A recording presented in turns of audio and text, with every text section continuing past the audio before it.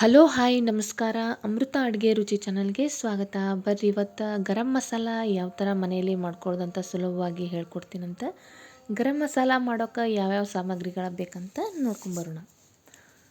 ಮೊದಲಿಗೆ ಇಲ್ಲಿ ಗರಂ ಮಸಾಲ ಮಾಡೋಕ್ಕೆ ನಾನು ತೊಗೊಂಡಿದ್ದೀನಿ ಸ್ವಲ್ಪ ಹಿಂಗೆ ತೊಗೋಬೇಕು, ಆಮೇಲೆ ಸಾಜೀರ್ಗೆ, ಕಸ್ಕಸಿ, ಮೆಣಸು, ಅರಿಶಿನ ಬೇರು, ಸ್ವಲ್ಪ ಸಾಸಿವೆ, ಏಲಕ್ಕಿ, ಲವಂಗ, 2 ಚಕ್ರಮಗ್ಗಿ, ಮೆಂತೆ, ಸ್ವಲ್ಪ ಕಲ್ಲು ಹೂವು, ಪಲಾವ್ ಎಲೆ, ಎಳ್ಳು, ಜಾಜಿಕಾಯಿ, ದಾಲ್ಚಿನ್ನಿ, ಸ್ವಲ್ಪ ಪುಟಾಣಿ, ಸ್ವಲ್ಪ ಜೀರಿಗೆ, ಜಾಪತ್ರಿ ಮತ್ತು ಮೇನ್ ಇಂಗ್ರೀಡಿಯೆಂಟ್ಸ್ ಇದಕ್ಕೆ ಹಬೀಜು, ಕೊತ್ತಂಬರಿ ಕಾಳು. ಫಸ್ಟ್ ಎಣ್ಣೆ ಒಳಗೆ ಅರಿಶಿನ ಬೇರನ್ನು ಕಟ್ ಮಾಡಿ ಈ ಥರ ಫ್ರೈ ಮಾಡ್ಕೋಬೇಕ್ರಿ. ಇವು ಬೆಂಡ್ ಥರ ಪೂರ್ತಿ ಪಳ್ಳಾಗುವವರೆಗೂ ಎಣ್ಣೆ ಒಳಗೆ ಫ್ರೈ ಮಾಡ್ಕೊಂಡ್ವಿ ಅಂದರೆ ಈ ಥರ ಬೆಂಡ್ ಥರ ಆಗ್ತಾವೆ. ಮಿಕ್ಸಿ ಒಳಗೂ ಪೂರ್ತಿಯಾಗಿ ಸಣ್ಣ ಆಗ್ತಾವೆ. ಆಮೇಲೆ ನಾನು ಎಣ್ಣೆ ಒಳಗನ ಕಲ್ಲು ಹೂವು ಮತ್ತು ಪಲಾವ್ ಎಲೆನ ಫ್ರೈ ಮಾಡ್ಕೋಬೇಕ್ರಿ. ಎಣ್ಣೆ ಒಳಗೆ ಈ ಥರ ಕಂಪು ವಾಸನೆ ಬರೋ ಥರ ಎಲ್ಲ ಫ್ರೈ ಮಾಡ್ಕೋಬೇಕು. ಈಗ ದಾಲ್ಚಿನ್ನಿನೂ ಇದೇ ಥರ ಎಣ್ಣೆ ಒಳಗನ ಫ್ರೈ ಮಾಡ್ಕೋಬೇಕ್ರಿ. ಎಣ್ಣೆ ಒಳಗೆ ಏನು ಮಾಡ್ಕೊಳ್ಳೋದಲ್ಲ, ಮೊದಲಿಗೆ ಎಲ್ಲವನ್ನ ಎಣ್ಣೆ ಒಳಗನ ಫ್ರೈ ಮಾಡ್ಕೊಂಬಿಡ್ಬೇಕು. ಆಮೇಲೆ ಒಣ ಏನು ಮಸಾಲೆ ಅದಾವಲ್ಲ ಅವನ್ನ ಹಂಗೆ ಫ್ರೈ ಮಾಡ್ಕೋಬೇಕು. ಈಗ ದಾಲ್ಚಿನ್ನಿನೂ ಫ್ರೈ ಆದವು ರೀ, ಇವನ್ನ ತಕ್ಕೊಂಬಿಡೋಣ. ಮತ್ತು ಜಾಪತ್ರಿ, ಇವು 1-2-3 ಜಾಪತ್ರಿನ ಎಣ್ಣೆ ಒಳಗೆ ಫ್ರೈ ಮಾಡ್ಕೊಂಬಿಡೋಣ. ಚೆಂದಾಗ ಫ್ರೈ ಮಾಡ್ಕೋಬೇಕ್ರಿ ಎಣ್ಣೆ ಒಳಗೆ. ಆಮೇಲೆ ಈಗ ಎಣ್ಣೆ ಒಳಗನ ಲವಂಗನೂ ಪೂರ್ತಿ ಫ್ರೈ ಆಗೋ ಥರ ಈ ಥರ ದಪ್ಪ ಆಗಬೇಕು, ಹಿಂಗೆ ಫ್ರೈ ಮಾಡ್ಕೊಂಬಿಡ್ಬೇಕ್ರಿ. ಇವು ಲವಂಗನೂ ಫ್ರೈ ಆದವು. ಈಗ ಏಲಕ್ಕಿನೂ ಇದೇ ಥರನ ಬ್ರೌನ್ ಕಲರ್ ಬರೋವರೆಗೂ ಫ್ರೈ ಮಾಡ್ಕೋಬೇಕು. ಇವೇನು ಸಿಪ್ಪಿ ಏನು ತೆಗಿಯೋ ಅವಶ್ಯಕತೆ ಇಲ್ಲ, ಹಂಗೆ ಎಣ್ಣೆ ಒಳಗನ ಫ್ರೈ ಮಾಡ್ಕೋಬೇಕ್ರಿ. ಇವು ಫುಲ್ ಫ್ರೈ ಆದವು, ಇವನ್ನೀಗ ತಕ್ಕೊಂಬಿಡೋಣ್ರಿ. ಆಮೇಲೆ 2 ಚಕ್ರಮಗ್ಗಿ ಮತ್ತು ಮೆಣಸು ತೊಗೊಂಡೇನಲ್ಲ ಅವನು ಇದು ಎಣ್ಣೆ ಒಳಗನ ಫ್ರೈ ಮಾಡ್ಕೋಬೇಕ್ರಿ.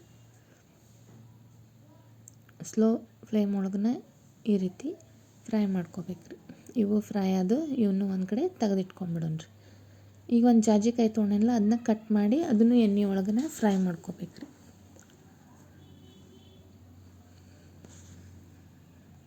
ಎಲ್ಲ ಫ್ರೈ ಆದ ನಂತರ ಸ್ವಲ್ಪ ಎಣ್ಣೆ ಉಳಿದಿರ್ತೈತಲ್ಲ ಅದ್ರೊಳಗೆ ನಾವು ಈ ಥರ ಕರಿಬೇವನ್ನ ಫ್ರೈ ಮಾಡ್ಕೋಬೇಕು. ಎಣ್ಣೆ ಒಳಗೆ ಫ್ರೈ ಮಾಡ್ಕೊಂಡ್ರೆ ಇವು ಸ್ವಲ್ಪ ಕ್ರಿಸ್ಪಿ ಆಗ್ತಾವೆ, ಮಿಕ್ಸಿ ಒಳಗೆ ಪೂರ್ತಿ ಸಣ್ಣ ಆಗ್ತಾವೆ. ಅದ್ರೊಳಗೆ ನಾವು ಸ್ವಲ್ಪ ಹಿಂಗೆ ಹಾಕ್ಕೊಂಬಿಡೋಣ್ರಿ. ಹಂಗೆ ಹಿಂಗಂತೂ ಫ್ರೈ ಮಾಡ್ಕೊಳಕ್ಕಾಗಲ್ಲ, ಎಲ್ಲ ಸುಟ್ಬಿಡುತ್ತೆ. ಅದಕ್ಕೆ ಇದು ಕರಿಬೇವು ಒಳಗನ್ನ ಸ್ವಲ್ಪ ಹಿಂಗೆ ಹಾಕ್ಕೊಂಡು ಫ್ರೈ ಮಾಡ್ಕೋಬೇಕು. ಈಗಿದು ಕ್ರಿಸ್ಪಿ ಆಗ್ಯಾವ, ಇವನು ತಕ್ಕೊಂಬಿಡೋಣ್ರಿ. ಆಮೇಲೆ ಇದ್ರೊಳಗನ ಸ್ವಲ್ಪ 1-2 ಟೇಬಲ್ ಸ್ಪೂನಷ್ಟು ಪುಟಾಣಿನೂ ಫ್ರೈ ಮಾಡ್ಕೋಬೇಕು. ಈಗ ಅದೇನು ಹಿಂಗೆ ಉಳಿದಿತ್ತಲ್ಲ ಅದು ಇದಕ್ಕೆಲ್ಲ ಅಂಟ್ಕೊಂಡ್ಬಿಟ್ಟಿರ್ತೈತಿ. ಈಗ ಪುಟಾಣಿನೂ ಫ್ರೈ ಮಾಡಿ ತಕ್ಕೊಂಬಿಡೋಣ್ರಿ.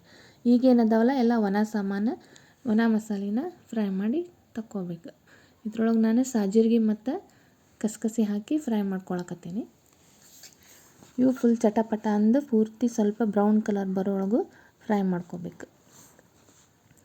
ಇವು ಈಗ ಪೂರ್ತಿಯಾಗಿ ಕರೆಕ್ಟ್ ಫ್ರೈ ಆಗ್ಯಾವ್ರಿ, ಇವನ್ನ ತಕ್ಕೊಂಬಿಡೋಣ್ರಿ. ಆಮೇಲೆ 2 ಟೇಬಲ್ ಸ್ಪೂನ್ ಏನು ಮೆಂತೆ ತೊಗೊಂಡಿದ್ನಲ್ಲ ಅವನ್ನು ಇದೇ ಥರ ಫ್ರೈ ಮಾಡ್ಕೋಬೇಕು, ಬ್ರೌನ್ ಕಲರ್ ಬರೋ ಥರ. ಈಗ ನಮ್ಮ ಮೆಂತೆನೂ ಫ್ರೈ ಆದವು. ಈಗ ನಾನು ದಪ್ಪ ಜೀರಿಗೆ ಏನಿರ್ತೀವಲ್ಲ ರೀ ಒಗ್ಗರಣೆಗೆ ಹಾಕೋತೇವೆ, ಅವನ್ನ ಜೀರಿಗೆನ ಫ್ರೈ ಮಾಡ್ಕೊಂಡು ಅವು ಬ್ರೌನ್ ಕಲರ್ ಬರುವಾಗೂ ಫ್ರೈ ಮಾಡ್ಕೋಬೇಕು. ಈ ಥರ ಆದವು ಅಂದ್ರೆ ಇವನ್ನ ತೊಗೊಂಡ್ಬಿಡೋಣ್ರಿ. ಆಮೇಲೆ ಎಳ್ಳು ತೊಗೊಂಡೇನಲ್ಲ ಎಳ್ಳನ್ನು ಇದೇ ಥರ ಬ್ರೌನ್ ಕಲರ್ ಚಟಪಟ ಅನ್ನೋ ಥರ ಪೂರ್ತಿಯಾಗಿ ಫ್ರೈ ಮಾಡ್ಕೋಬೇಕ್ರಿ. ಎಳ್ಳೂ ಕರೆಕ್ಟಾಗಿ ಫ್ರೈ ಆದು ಈಗ ಅವನ್ನ ತೊಗೊಂಬಿಡೋಣ. 2 ಟೇಬಲ್ ಸ್ಪೂನಷ್ಟು ಸಾಸಿವೆ ಹಾಕ್ಕೊಳತ್ತೀನಿ ರೀ. ಇವನ್ನು ಹಂಗೆ ಅವನ್ನ ಹುರ್ಕೋಬೇಕು.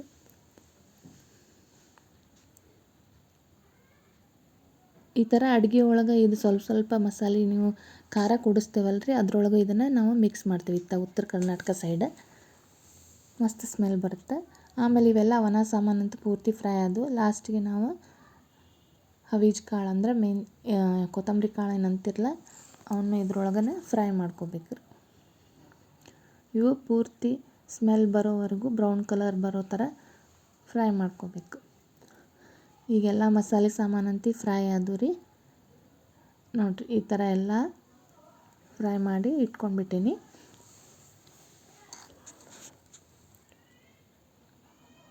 ಇವನ್ನೆಲ್ಲ ಪೂರ್ತಿ ಫ್ರೈ ಆದ್ವಂದ್ರೆ ಮಿಕ್ಸಿಗೆ ಹಾಕ್ಕೊಂಡು ಫ್ರೈ ಮಾಡ್ಕೊಂಡ್ವಿ ಅಂದರೆ ನಮ್ಮದು ಗರಂ ಮಸಾಲೆ ರೆಡಿ ಆಯ್ತು. ಇನ್ನೂ ಯಾರೆಲ್ಲ ನನ್ನ ಚಾನಲ್ನ ಸಬ್ಸ್ಕ್ರೈಬ್ ಮಾಡ್ಕೊಂಡಿಲ್ಲ ಪ್ಲೀಸ್ ಸಬ್ಸ್ಕ್ರೈಬ್ ಮಾಡ್ಕೋರಿ. ಲೈಕ್ ಶೇರ್ ಕಮೆಂಟ್ ಮಾಡೋದನ್ನು ಮಾತ್ರ ಮರಿಬೇಡ್ರಿ. ಈ ಥರ ನಾವು ಉತ್ತರ ಕರ್ನಾಟಕ ಸ್ಟೈಲ್ ಒಳಗೆ ಏನು ಮಸಾಲೆ ಖಾರ ಮಾಡ್ತೀವಲ್ಲ ಆ ಖಾರ ಪುಡಿ ಒಳಗೆ ಇದನ್ನು ಮಿಕ್ಸ್ ಮಾಡಿಕೊಂಡು ಮತ್ತು ಅದಕ್ಕೆ ನಾವು ಖಾರ ಪುಡಿ ಏನು ಮಿಕ್ಸ್ ಮಾಡ್ಕೊಂಡು ಕುಟ್ಟಿಸ್ಕೊಂಬಂದಿರ್ತೇವಲ್ಲ ರೀ, ಅದಕ್ಕೆ ನಾವು ಮರುದಿವ್ಸ ಅಲ್ಲ, ಬೆಳ್ಳುಳ್ಳಿ, ಕೊತ್ತಂಬರಿ, ಕೊಬ್ಬರಿ, ಉಳ್ಳಾಗಡ್ಡಿನ ಫ್ರೈ ಮಾಡ್ಕೊಂಡು ಮಿಕ್ಸಿ ಒಳಗೆ ಹಾಕ್ಕೊಂಡು ಮಸಾಲೆ ಖಾರ ರೆಡಿ ಮಾಡ್ಕೋತೀವಿ ರೀ. ಆ ಮಸಾಲೆ ಖಾರಕ್ಕೆ ಈ ಮಸಾಲಾನು ಅಷ್ಟು ಅವಶ್ಯಕ ಐತಿ.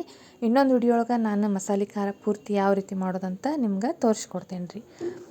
ಅಲ್ಲಿವರೆಗೂ ಇನ್ನೊಂದು ವಿಡಿಯೋ ಒಳಗೆ ಮತ್ತೆ ಸಿಗ್ತೇನಂತ್ರಿ. ಅಲ್ಲಿವರೆಗೂ ಥ್ಯಾಂಕ್ ಯು ಸೋ ಮಚ್.